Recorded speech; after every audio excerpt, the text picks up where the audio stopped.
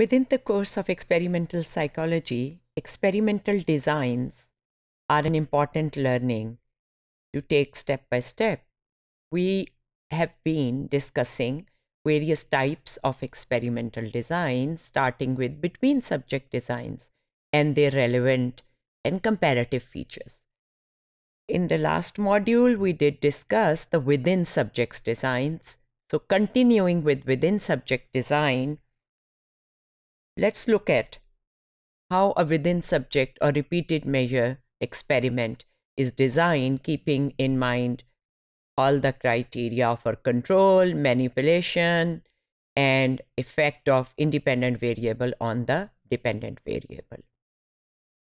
As we may be reminded, within subject design means that the same subjects are tested across measurements, so they sometimes take that measure twice. Hence, it is called also repeated measure design.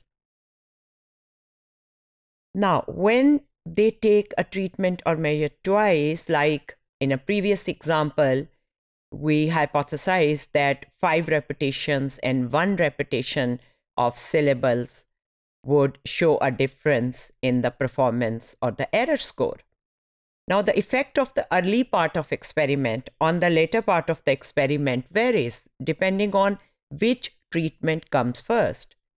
पहले वो 5 repetitions करते हैं या पहले वो 1 करते हैं, पहले वो 1 करते हैं और बाद में 5 करते हैं. So imagine that all 30 students first learn items with 5 repetitions and then learn with 1 repetition. As a result of their earlier experience with 5 repetitions, they might decide to repeat to themselves 4 more times the item that was only presented once. By the time subjects begin the 1 repetition treatment, they might have become more proficient in learning nonsense words, or they might be experiencing some boredom or fatigue with the task. Both these possibilities are termed general practice effects. Because general practice effects are the same for all treatment conditions, they can be controlled largely through counterbalancing. Complete counterbalancing makes sure that all possible treatment orders are used. In the repetition experiment, this is easy because there are only 2 orders, 1 and 5. Half the subjects would receive 1 repetition condition followed by 5, and the other half would get the opposite order.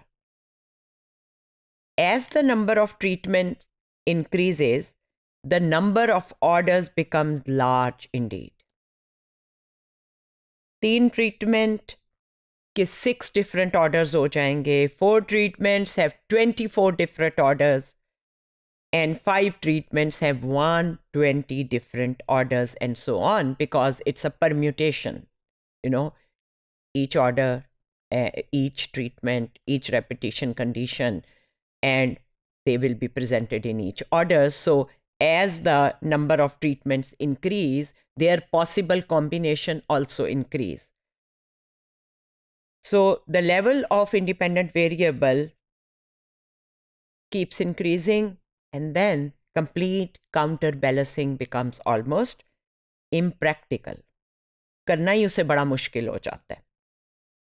Order effects biasing data in a repeated measure design is also possible.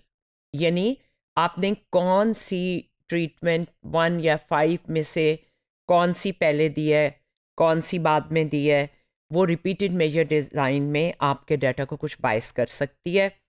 Solutions क्या हैं?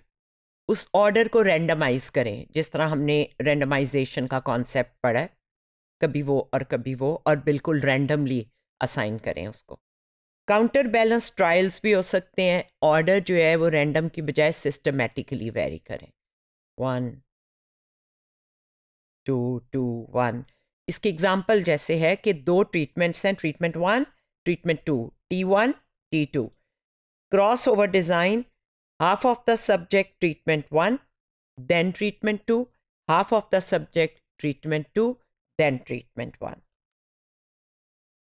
Counterbalancing is also done with ABBA design and BAAB design, where A stands for one condition and B stands for the other.